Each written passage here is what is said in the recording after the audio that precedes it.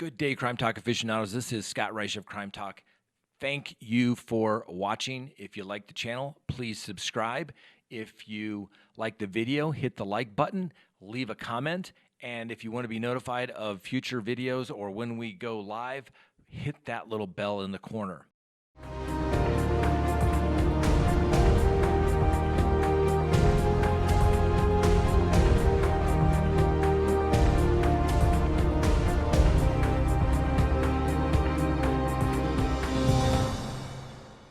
3 days before. Did the police contact you shortly after you spoke with them? They just asked, they called me and asked me why I had called her, because our conversation was about 2 minutes long. But it was when I saw her last Facebook post and I called her. And refresh my memory about the last Facebook post. Her last Facebook post was, she had posted it, and it was a picture of a doll wrapped in a white blanket on the couch with the feet sticking out the end. And it looked like a dead body covered in a white blanket. Sure. And Chris had sent that to her while she was in Arizona. So she was still in Arizona when I talked to her. Yeah. And obviously, you were calling that a concern? Yeah. I'm like, what the hell is that?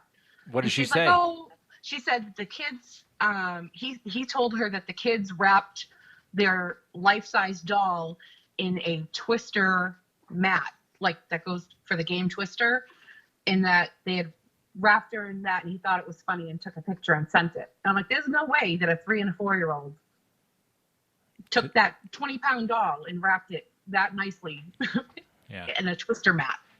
And so Shanann was kind of dismissive of it, but obviously you thought that was a little odd. Yeah, really odd. Yeah. Okay, and she was just like, oh, they're just having fun, and said it to her. Interesting. And when the police contacted you, did you tell them about that conversation? Yeah. Yeah. And who did you speak with? Was it somebody from the Frederick Police Department or Colorado Bureau of Investigation or FBI, if you know? I don't remember. Okay. What went through your mind when she was, reported missing? Did you think there was foul play? Any thoughts that Chris had something to do with it, or, she was just like done with the relationship? I actually saw it on the news, and it showed up a picture of her and the girls, and I'm like, oh my God, that's Shanann. Like, I knew as soon as I saw the picture, I'm like, what's going on? And I grabbed the remote out of my kid's hand and I turned it up, and it said that she was missing. And then Chris did an interview, and I the second I saw him, I just knew. Kind of a woman's intuition, or was there just there was something different about his tone and the way he was talking about them, as if they were already gone, and it didn't sit right, and I didn't sleep for like 2 days because I knew that if they couldn't get in touch with her on her phone, that girl had her phone with her 24/7. I could call her at 3 a.m. and she would answer her phone. So I knew when they said that they couldn't get in touch with her that she was gone. Understand. When you've heard that, Shanann and the kids were found and, they were deceased, I mean, what went through your head? I mean, as a friend of hers, I mean. It's just not fair. Yeah. Bella, I watched a bunch of stuff. I watched all the news stuff. I watched the courtroom stuff. And to hear that he had taken Bella's life and that he killed Cece first right in front of her was just wrong. Like, I can't help how I feel. I hate him. Sure. If you were able to talk to Chris Watts, what would you say to him today? I have nothing. He's a monster. He's a coward, and he's a monster. Yeah. Have you spoken to any of Shanann's family, or? I sent her dad a card with a printout of a picture that I had of her that I know that they don't have, and they sent me one of her funeral cards that they had printed out. And I know that Frankie was having some issues on Facebook with people saying mean stuff about him, so I didn't want to bother with him. Yeah.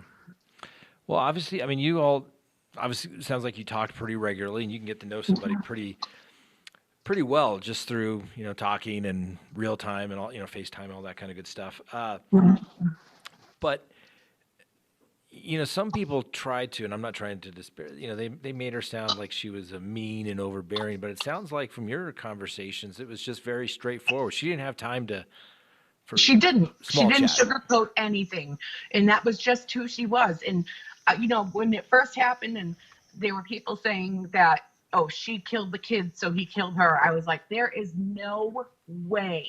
She was a mom first and foremost. She loved those girls.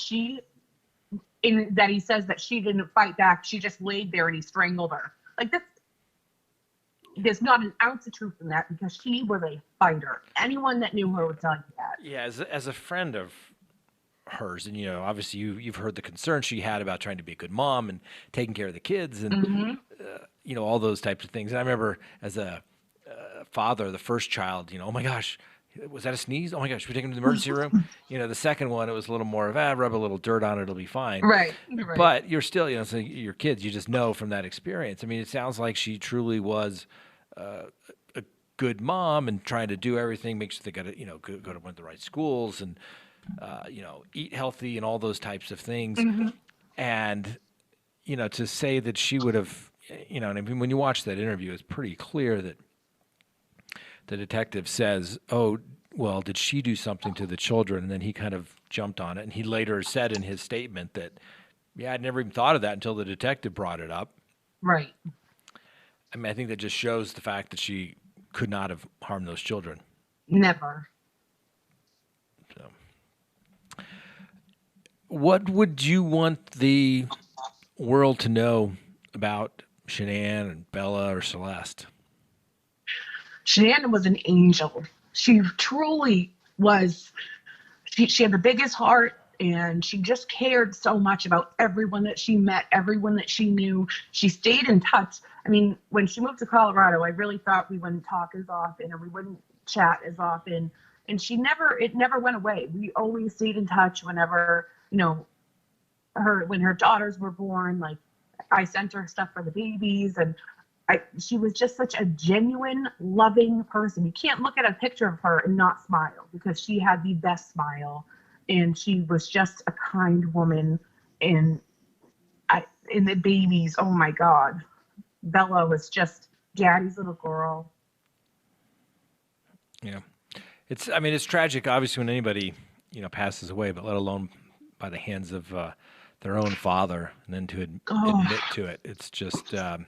Hard to believe. I mean, I understand as a defense attorney, I understand everybody's entitled to a defense, but it's also one of those things as a defense attorney, one would have to try to explain to the world, like, how is this right? How could this have happened? It's not what most people would ever do. No. Parents protect their children. That's what they do. They do. Yeah. So, what do you have any? I mean, it's probably speculation. You probably don't know any more than what we know, but what do you think drove Chris Watts to do that? If you have any insight or speculation, I mean, I think this is a case that's really captured the attention not only of the United States but in some parts of the world, and I think because it affected a family and a mother and children. I mean, it's just and then there's an extramarital affair. I mean, it kind of has the making of a Lifetime movie, so to speak. It really does. Yeah. And it's really just quite tragic. But if you have any inclination as you think. I think it was all money based. I think that, Nichol, whatever her name was, it was just a pawn in his game. I think that, getting divorced from Shanann would cost him so much in child support and so much in alimony, because she was a stay-at-home mom, that he wouldn't be able to afford to have a life without them. Yeah. So the easiest way for him was to just get rid of them like trash. He took them out like garbage. Yeah. When you talked to Shanann, you'd stated that, you're aware that they were having financial issues and things of that nature. That sounds like it was a pretty predominant thing in their life, right? It wasn't the most important thing to her. You know, they were going to survive no matter what. In fact, they were going to thrive. You know, that's just how she was. Sure. And they were having problems, and she knew that, you know, they were at a low and things were going to get better, except things didn't get better. Yeah.